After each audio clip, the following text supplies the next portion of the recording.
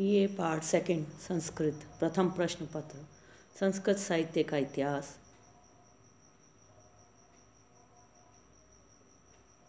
उत्तररामचरितम भवभूति रचित उत्तररामचरितम।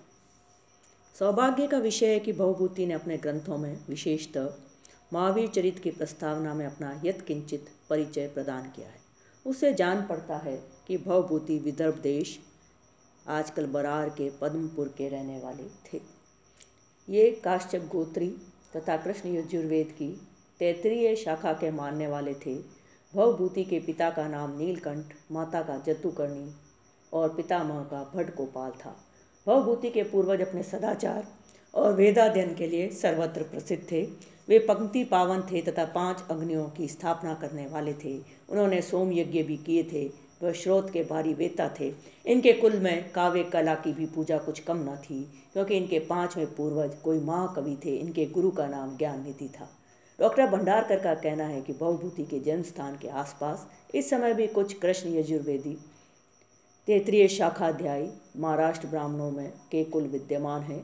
कवि ने अपने को भट्ट श्रीकंठ पदलांछनो भवभूतिर नाम लिखा, अतः कुछ टीकाकारों का अनुमान है कि इनका असली नाम श्रीकंठ था। परंतु सा अम्बा पुनातु भवभूति पवित्र मूर्ति अथवा तपस्वी काम गतोवस्थामिति स्मरेर आन्नौ इव गिरजाया स्नौ वन्ने भवभूति सीताननो। पद्य के जिनमें भवभूति शब्द प्रयुक्त है, लिखने के कारण इनका प्रसिद्ध नाम भवभूति पड़ा। ये विद्वानों में परंपरागत प्रसिद्धि है। दार्शनिकों की गोष्ठी में भवभूति उम्बेक नाम से प्रसिद्ध थे। इन्होंने अपने गुरु का नाम ज्ञाननिधि उल्लिखित किया है। उधर मालती माधव के एक प्राचीन हस्तलेख में वे कुमारिल भट्ट के शिष्य बतलाए गए हैं, अतः यह निश्चित है कि वे कुमारिल भट्ट के शिष्य थे तथा उनका नाम उम्बेक था। इस तथ्य के प्रकाशन में प्राचीन दार्शनिक विद्वान एकमत हैं। याज्ञवल्क्य के स्मृति पर बाल क्रीड़ा व्याख्या के लेखक विश्व रूप से भी भवभूति की एकता स्थापित की जाती है। ये एक की स्थापना एकांतः निसंदिग्ध नहीं है, परंतु इतना तो निसंशय प्रतीत होता है कि भवभूति केवल नाटककार नहीं थे, प्रत्युत अपने युग के एक मान्य तत्ववेता भी थे। उनके नाटकों में उनकी दार्शनिकता के प्रभुत उदाहरण उपलब्ध होते हैं। भवभूति के जीवन की घटनाएं अज्ञान अंधकार में छिपी हैं। उनके ग्रंथों की आलोचना से जान पड़ता है कि तत्कालीन विद्वान इन्हें आदर की दृष्टि से नहीं देखते थे। पहले किसी राजा का आश्रय भी इन्हें नहीं मिला था, क्योंकि प्राय इनके नाटकों का अभिनय राजसभा में न होकर उज्जैनी में महाकाल की यात्रा के समय एकत्रित जनता के सामने ही हुआ था। परंतु हम लोग भवभूति को जीवन के अंतिम काल में कान्यकुब्ज के विद्वान राजा यशो वर्मा के आश्रय में पाते हैं। संभवतः भवभूति को अपनी अलौकिक नाट्य कला के कारण विद्वत प्रेमी यशो वर्मा का आश्रय मिल सका। भवभूति वेद तथा दर्शनों के अगाध पंडित थे। भगवती श्रुति के रहस्यों का उन्होंने खूब पता लगाया था। उनके नाटकों में उनके वैदिक ज्ञान गरिमा की सूचना अनेक स्थलों पर पाई जाती है। उत्तर रामचरित के 4th अंक में मासो मधु परको भवती की सूचना मिलती है। महावीर चरित में सूर्यवंश के कुल पुरोहित वशिष्ठ का वर्णन करते समय भवभूति ने ऐत्रेय ब्राह्मण के अंतिम अध्याय में उल्लिखित पुरोहित प्रशंसा राष्ट्रगोपा पुरोहित वाले कई पद्यों को ज्यों का त्यों अपने नाटक में रखा है। उपनिषद तत्व के वे परम वेता थे। उत्तर रामचरित में उन्होंने जनक मुख से असूर्या नाम ते लोका आदि प्रसिद्ध ईशावास्य श्रुति की व्याख्या कराई है। विद्या कल्पेन मरुताम श्लोक के द्वारा भवभूति ने अपने औपनिषद अद्वैतवाद का संक्षेप में सुंदर तात्विक वर्णन किया है। इनके योग शास्त्र के प्रकृष्ट ज्ञान का भी पता हमें मालती माधव के 5th अंक में मिलता है। समदिग्ध दश नाड़ी चक्र मध्य स्थित आत्मा में भवभूति ने अपने योग तथा तंत्र के ज्ञान का अनुपम मेल दिखलाया। स्थान स्थान पर भवभूति की भाषा में दर्शन शास्त्र के पारिभाषिक शब्द इस सरलता से अनायास आते हैं कि जान पड़ता है कि नाटककार सदा इन दर्शनों के चिंतन में संलग्न रहा है। सचमुच महाकवि भवभूति संस्कृत साहित्य के एक अद्वितीय कवि हैं। इन्हें छोड़कर पांडित्य और वैदग्ध्य का अनुपम तथा श्लाघनीय सम्मिलन अन्यत्र कहाँ प्राप्त हो सकता है।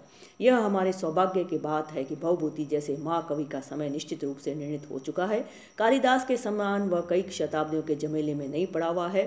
रात तरंगिणी में ललितादित्य नामक विजयी काश्मीर नरेश का वर्णन विस्तार के साथ किया गया है। शास्त्र तेज से प्रभावित होकर ललितादित्य ने अपनी विजय वैजयंती समग्र उत्तरी भारत में फहराई। उसने न केवल आसपास के राजाओं को अधीन किया, बल्कि सुदूर गौड़ देश बंगाल की भी बंगाल को भी अपना विजित प्रदेश बनाया। इसी प्रभावशाली नरेश ने कान्यकुब्ज महाराज यशोवर्मा को समरभूमि में परास्त किया। यशोवर्मा ने इसका लोहा मान लिया। यह यशोवर्मा न केवल विद्वानों का ही आश्रयदाता था, बल्कि स्वयं सरस्वती देवी का पुजारी था।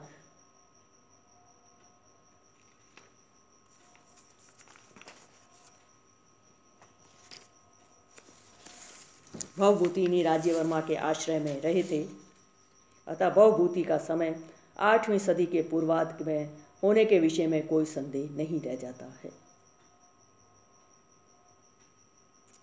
भवभूति की तीनों रचनाएं नाटकी हैं: मालती माधव, महावीर चरित तथा उत्तराम चरित। मालती माधव ये 10 अंकों का एक विशाल प्रकरण है। वस्तु कवि कल्पना प्रसूत है।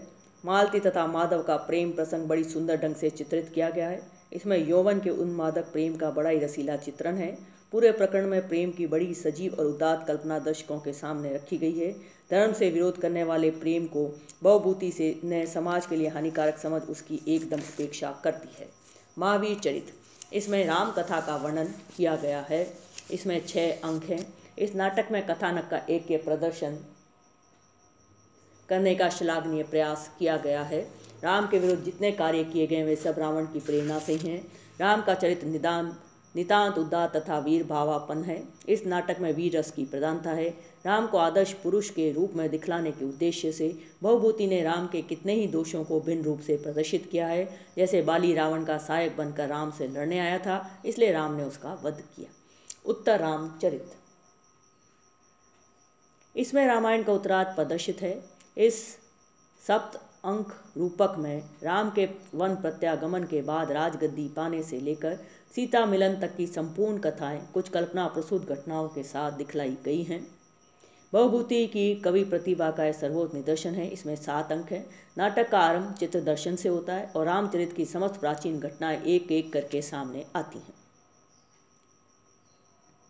और उन पर राम अपनी प्रतिक्रिया का निर्देश करते हैं।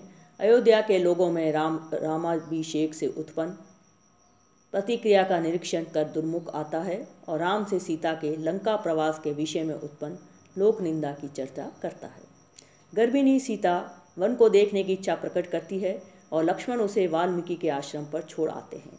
द्वितीय अंक में वासंती तथा आत्रेयी के संवाद से सीता के 2 पुत्रों की उत्पत्ति, वाल्मीकि के द्वारा पोषण तथा शिक्षण आदि बातों का परिचय मिलता है। राम शंभुक नामक तापस को मारने के लिए दंडकारण्य में आते हैं और प्राचीन दृश्यों को देखकर मुग्ध हो जाते हैं। तृतीय अंक में राम पंचवटी में प्रवेश करते हैं और वासंती नामक वन देवता से सीता के परित्याग से उत्पन्न अपनी तीव्र मनोव्यथा का वर्णन करते हैं। कभी कभी वे मूर्छित हो उठते हैं। तब सीता देवी, जिसे देवता के प्रसाद से कोई देख नहीं सकता, अपने कर स्पर्श से उन्हें पुनर्जीवित कर देती हैं। राम के हृदय में विद्यमान गाढ़ानुराग की बात तथा प्रजा की उत्कट भर्त्सना देखकर तथा सुनकर सीता का विषण हृदय कुछ आश्वस्त होता है।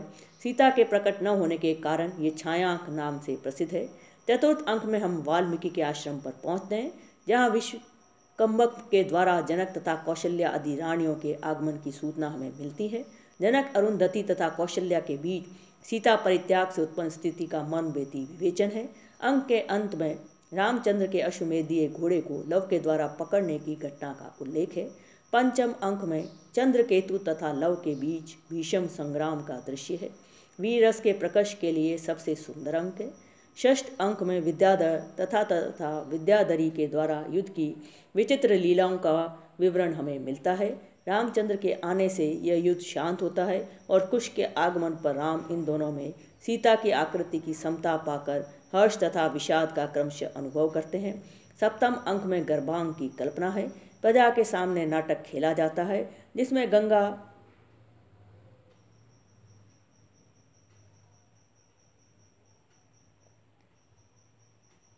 सीता को निर्दोष सिद्ध कर रामचंद्र को अर्पण करती हैं।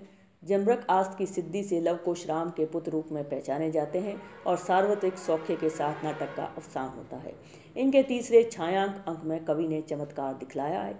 एक और राम अपने वनवास के प्रिय मित्र पंचवटी के परिचित स्थानों को देखकर सीता के लिए विलाप करते करते मूर्छित हो जाते हैं। दूसरी ओर छाया सीता राम के इस प्रेममय स्मरण के कारण अपने वनवास के कठिन दुखों को भी लात मारकर अपने जीवन को धन्य समझती हैं। राम इस छाया सीता के स्पर्श का अनुभव तो अवश्य करते हैं, परंतु आंखों से देख नहीं पाते। यहाँ कवि ने खुद ही काव्य न्याय दिखलाया है। सीता को वनवास देने वाले राम के रुदन को दिखाकर कवि ने सीता के अपमानित तथा दुख भरे हृदय को बहुत शांत किया है। करुण रस का प्रवाह जैसा इस अंक में दिखाया गया है, वैसा कदाचित ही कहीं अन्यत्र दृष्टिगोचर हो। भवभूति ने बेजान पत्थरों को भी रामचंद्र के विलापों से खूब ही रुलाया है। ऐसा चमत्कार किसी अन्य कवि ने नहीं पैदा किया। करुण रस की इसी पराकाष्ठा को लक्ष्य कर कोई आलोचक ठीक ही कहता है, जड़ा नाम अपि चैतन्यम भवभूतिर अभूत गिरा ग्राव्या अपि अरोदित पार्वत्या हसत स्म स्तनौपपि। उत्तर रामचरित का आधार तो वाल्मीकि रामायण का उत्तरकांड है, परंतु भवभूति ने अपने नाटक को शोभन तथा अलंकृत बनाने के लिए अनेक मौलिक परिवर्तन किए हैं। वाल्मीकि की राम कथा दुख पर्यवसायिक कथा है, क्योंकि उसका अंत राम के द्वारा परित्यक्ता जानकी के पाताल गमन से ही होता है, परंतु भवभूति ने नाट्य परंपरा का अनुकरण कर उत्तर रामचरित को सुखांत रूपक बनाया है। इसके अतिरिक्त अनेक घटनाएं भवभूति की मौलिक कल्पना से प्रस्तुत चमत्कारिणी सृष्टि है। चित्र दर्शन दृश्य राम का पुनः दंडकारण्य में आना और तथा वन देवता वासंती से भेंट, दंडकारण्य में छाया सीता की सत्ता तथा गर्भांग, ये सभी कवि की मौलिक कल्पना से उत्पन्न चमत्कारी दृश्य हैं। भवभूति की नाट्य कला। भवभूति का उत्तर रामचरित इनकी नाट्य प्रतिभा को प्रकट करने वाला सर्वोच्च नाटक है। भवभूति स्वभाव से गंभीर प्रकृति के कवि हैं, जिन्हें अपनी अनुभूति से संसार में विषाद तथा वेदना का अधिक संचार दृष्टिगोचर होता है। फलतः वे भाव प्रवण कवि हैं और इस भाव प्रवणता का प्रभाव उनके नाटकों पर, विशेषतः उत्तर रामचरित पर अधिकता से पड़ रहा है। भावों के स्निग्ध चित्रण के कारण यदि उत्तर रामचरित गीति नाटक है, तो प्रकृति तथा युद्ध के वर्णों के विन्यास के कारण ये एपिक ड्रामा भी कहा जा सकता है। घटनाओं की योजना में मालती माधव का 10 अंक वाला प्रकरण कुछ अव्यवस्थित तथा दुर्व्यवस्थित भले ही दिखाई पड़े, परंतु राम संबंधी दोनों नाटकों में घटना शैथिल्य का सर्वथा अभाव है। उत्तर रामचरित में घटना का संविधान बड़े ही मनोवैज्ञानिक पद्धति पर प्रदर्शित किया गया है। आरंभ में चित्र दर्शन की योजना बड़ी फलप्रद सिद्ध होती है। राम जैसे एक पत्नी व्रतधारी पति, सीता जैसे स्त्री का पूर्ण गर्भावस्था की स्थिति में परित्याग कर देते हैं। इस घटना को स्वाभाविक रीति से संभाव्य बनाने के लिए ही भवभूति ने चित्र दर्शन की कल्पना की है, जो कालिदास के संकेत के ऊपर आधारित है, परंतु भवभूति ने इसका पूर्ण नाटकीय साफल्य दिखलाया है। जंगल के पूर्व अनुभूत दृश्यों को देखकर सीता के हृदय में उन्हें पुनः देखने की नैसर्गिक अभिलाषा उदित होती है। वह राम से निवेदन करती हैं और राम को अपनी ओर से कठोर व्यवहार का आभास भी दिखलाना नहीं पड़ता। वह सीता के दोहद की पूर्ति के साथ ही एक बड़े आवश्यक कार्य का नैसर्गिक ढंग से संपादन कर देते हैं। इतना ही नहीं, गंगा और पृथ्वी देवी को सीता के लिए शिवानुध्यान परायण होने की प्रार्थना, जम्रक अस्त्र के प्रदर्शन से लवकुश के रामपुत्र होने की पहचान आदि घटनाओं का उद्देश्य चित्र दर्शन के द्वारा भली भांति सिद्ध होता है। तृतीय अंक की छाया सीता की कल्पना भवभूति के मनोवैज्ञानिक अनुभव का एक विशिष्ट प्रतीक है। अपमानित नारी के साथ उसी पुरुष का पुनर्मिलन तब तक नहीं हो सकता जब तक उसकी अपमान जनित वेदना का अपनयन स्वाभाविक रीति से न हो जाए। मानसिक ग्रंथि का शैथिल्यकरण तथा हृदय स्थित गुप्त विषाद का दूरीकरण सीता के पक्ष में तभी होता है जब वह राम के मुंह से अपनी प्रशंसा सुनती है। उसके विषण हृदय पर यह अंक बड़े ठंडे मलहम का काम करता है, जिसे सप्तम में उसका पुनर्मिलन स्वाभाविक रीति से संपन्न होता है। सप्तम के गर्भांग की भी कल्पना एकदम नवीन है, जो वाल्मीकि रामायण के वृत्त के साथ साथ शोभन सुखांत रूप को मिलाती है तथा अद्भुत रस के योग से दर्शकों के चित्त में कौतूहल वृत्ति का उदय करती है। इस प्रकार घटनाओं का संविधान एक अनुवृत्ति में संवेद है। महावीर चरित में भाव प्रवणता के लिए स्थान नहीं है और इसकी घटनाओं में परस्पर संबंधता का निर्वाह इसलिए पूर्ण रीति से किया गया है। चरित्र चित्रण में भी भवभूति एक सिद्धहस्त नाटककार हैं। अपनी गंभीर प्रकृति के अनुरूप ही उन्होंने राम और सीता जैसे परम पावन आदर्श चरित्र पात्रों को अपने नाटक के लिए चुना है। भवभूति ने वाल्मीकि के आद्य काव्य का गंभीर अनुशीलन किया था और इसे उन्होंने मूर्त पदार्थों की अमूर्त से तुलना, करुण रस की सर्वोपरि तथा सर्वमान्य स्थिति आदि अनेक तथ्यों को अंगीकार किया है। राम का चरित्र बड़ा ही उदात्त, आदर्श तथा प्रख्यात परंपरा के सर्वथा अनुरूप है। राम राज्य का आदर्श रूप अपने वैभव के साथ यहाँ दिख पड़ता है। राम आदर्श राजा हैं, उनका वृत्ति प्रकृति रंजन है, स्नेह दया सौख्य यहाँ तक कि पवित्र चरित्रा जनक नंदिनी को छोड़ते हुए राम को व्यथा नहीं है। उत्तर रामचरित के प्रथम सर्ग में कहा गया, प्रथम अंक में कहा गया, स्नेहम दयाम च सौख्यम च यदि वा जानकीम अपि आराधनाय लोकस्य मुंचतो नास्ति में व्यथा। यह पवित्र उद्गार जिस राजा के मुंह से निकलता है उसके चरित्र की पवित्रता का मात्म्य किन शब्दों से वर्णित किया जा सकता है। वे जानकी के सच्चे पवित्र चरित्र से परिचित न हो ऐसी बात नहीं है, परंतु लोक आराधना की वेदी पर अपने निजी सौख्य को तिलांजलि देना राम की कर्तव्य निष्ठा का, आदर्श भूपतित्व का उज्जवल दृष्टांत है। सीता पीड़िता नारी का प्रतीक है। वह राम के द्वारा कठोर गर्भावस्था में परित्यक्ता होने पर भी अपने पति के लिए एक शब्द भी प्रतिवाद के रूप में नहीं कहती। राम के भाव संघर्ष को भली भांति पहचानती है। एक और राम अपने निजी जीवन में के लिए व्यस्त हैं और दूसरी ओर प्रजा अनुरंजन उन्हें अपनी ओर आकृष्ट करता है। भावों के संघर्ष के कारण राम का हृदय टूक टूक हो जाता है। सीता अपने दुख से दुखित नहीं है, परंतु राम की विषम दशा के चिंतन से चिंतित है। ऐसे ही पतिव्रता का वर्णन मिलना नितांत दुर्लभ है। राम की मूर्छा देखकर वह स्वयं संज्ञाहीन हो जाती हैं और अनेक उपायों के द्वारा वह चेतन दशा में आती हैं। राम और सीता का यह आदर्श चित्रण भवभूति की नाट्य कला का चरम अवसान है। भवभूति की काव्य कला, भवभूति की कविता बड़ी चमत्कारिणी है। संस्कृत भाषा के ऊपर आपका पूरा प्रभुत्व है। वाग देवी ब्रह्मा की तरह आपकी वश्या थी। इनकी कविता में भाषा तथा भाव में अनुपम सामंजस्य है। जैसा भाव वैसी भाषा। जो भवभूति भयंकर युद्ध के वर्णन के समय लंबे समास वाले ओजो गुण विशिष्ट दृश्य के कठोर अभिव्यंजक पद्य लिख सकते हैं, वही भवभूति ललित भाव के वर्णन करते समय ऐसा सुंदर अनुष्टुप लिख सकते हैं जिसमें एक भी समस्त पद नहीं है। इस सामंजस्य का अनुरूप उदाहरण कभी कभी एक ही पद्य में मिलता है, जिसके एक भाग में युद्ध वर्णन के लिए ट वर्ग के अनुप्रास में गाढ़बंधता रखी गई है और दूसरे भाग में कोमल वस्तु के वर्णन के हेतु सुकुमार पदावली प्रयुक्त की गई है। यह भवभूति के भाषा आधिपत्य को प्रकट कर रहा है। नीचे के पद्य में ऐसा सुंदर शब्द विन्यास है कि पढ़ते समय ही तुंग तरंग वाली गदगद नाद के साथ बहने वाली नदियों का प्रत्यक्ष चित्र सामने खड़ा हो जाता है। उत्तर रामचरित के दूसरा अंक, एते ते कुहरषु गदगद नदत गोदावरी वार्यो मेघालंबित मौली नील शिखरा शोणीभृतो दक्षिणा अन्योन्य प्रतिघात संकुल चलत कल्लोल कोलाहलई उताला ते इमे गंभीर पैस पुण्या सरित संगमा। क्षेमेंद्र ने सुव्रत तिलक भवभूति के शिखरिणी व्रत की प्रशंसा की है। भवभूते शिखरिणी निर्गलत तरंगिणी चकिता घन संदर्भे या मयूरी नृत्यति। मानवीय भावों की गहराई में प्रवेश करने तथा उन्हें उसी प्रकार मार्मिक ढंग से अभिव्यक्त करने में भवभूति नितांत दक्ष हैं। किसी मनोवेग का वर्णन करते समय उनका लक्ष्य है उस गूढ़ से गूढ़ सूक्ष्म भाव की द्योतक शब्दों के द्वारा साक्षात अभिव्यक्ति।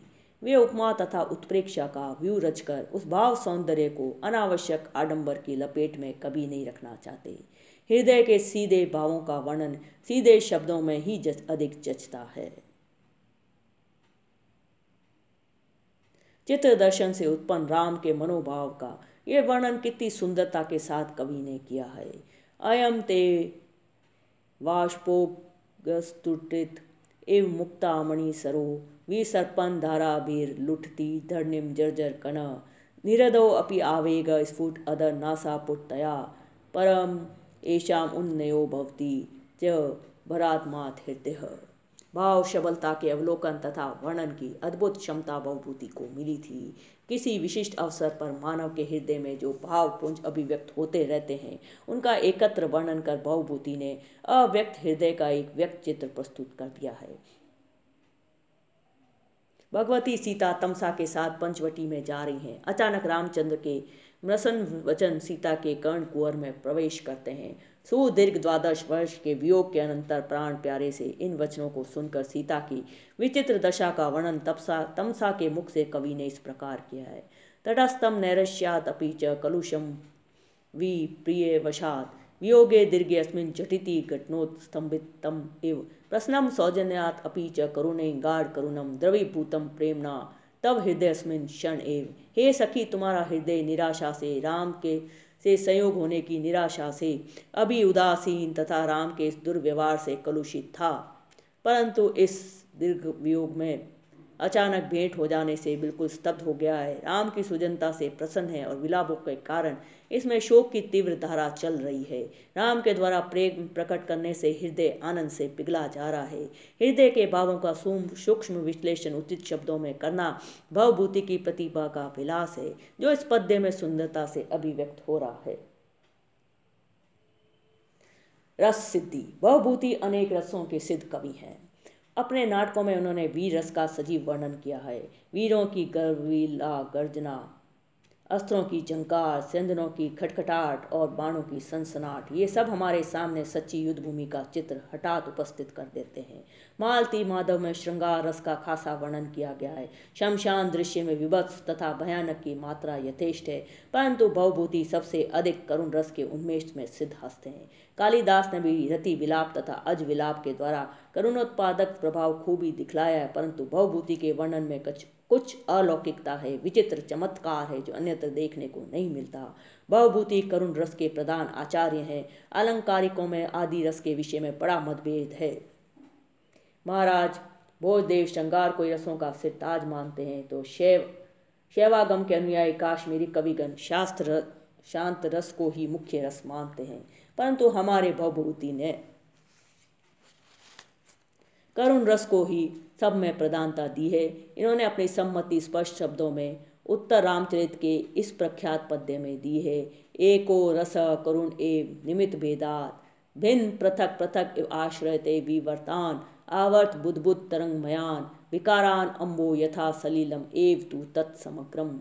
करुण ही प्रधान रस है। रस सामग्री की विभिन्नता से वह भिन्न होता हुआ भिन्न भिन्न परिणामों को धारण करता है, परंतु है एक ही जल कभी भंवर के रूप में, कभी बुदबुदों तथा कभी तरंगों के रूप को धारण करता है, परंतु वास्तव में सब जल ही है। इस प्रकार करुण ही सब रसों की प्रकृति है, अन्य रस तो उसकी विकृति है। जब करुण रस के विषय में भवभूति की ऐसी उच्च धारणा थी, तब उनके करुण वर्णनों की क्या कथा। इसी करुण वर्णन के वैचित्र को लक्ष्य कर गोवर्धनाचार्य ने ठीक ही कहा है। भवभूते संबंधात भूधर्त भूरेव भारती भाति एतत्कृत कारुण्य किम अन्यथा रोती दी ग्रावा। राम सीता के लिए विलास कर रहे हैं। हाहा देवी स्फुटति हृदयम संस्रते दे बंद शून्यम मने जगत अविरल ज्वाज्वलम अंतर्ज्वलामी सीदनंदे तमसी विदुरो मजति इव अंतरात्मा विषंग मोह स्थग्यति कथम मंद भाग्य करोमी। हा देवी, तुम्हारे बिना मेरा हृदय फट जाता है, शरीर शिथिल पड़ रहा है, संसार को सुना समझता हूँ, मेरे हृदय में सदा ज्वाला जल रही है, मेरी दुखित आत्मा गाढ़ अंधकार में धसी जाती है, चारों तरफ से अंधकार अज्ञान मुझे घेर रहा है। अब मैं मंदभाग्य क्या करूं, कहाँ जाऊं। भवभूति का करुण रस अत्यंत गंभीर तथा मर्मस्पर्शी है। उन्हीं की स्वीकारोक्ति के अनुसार वह पुष्पपाक के समान है, जो ऊपर से तो पंख लिप्त होने से नितांत शांत, परंतु भीतर ही भीतर तीव्र अंतर्वेदना से उत्तप्त होता रहता है। अनिर्भिन्नो गंभीरत्वात् अंतर्गूढ़ घन व्यत पुष्पाक प्रतीकाशो रामस्य करुण रस। करुण रस कभी अमर्यादित उद्वेग तथा प्रलाप का रूप नहीं धारण करता, परंतु अपनी तीव्रता के कारण वह बारंबार मूर्छा की अवस्था में अपने पात्र को ढकेल देता है। भवभूति जानते हैं कि शोकातिरेक की दशा में एकांत में जी भरकर रोने से चित्त हल्का हो जाता है, जिस प्रकार बड़े हुए पानी के निकाल देने से तालाब का शोधन हो जाता है। पुरोत्पीड़े तड़ागस्य परिवाह प्रतिज्ञा।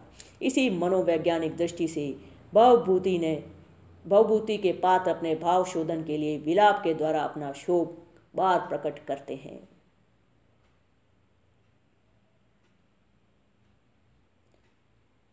भवभूति के विषय में प्रसिद्ध है उत्तरे रामचरिते भवभूतिर विशिष्यते।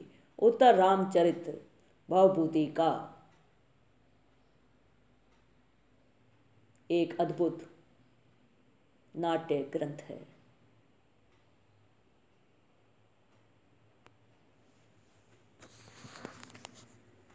एक अद्भुत नाटक है।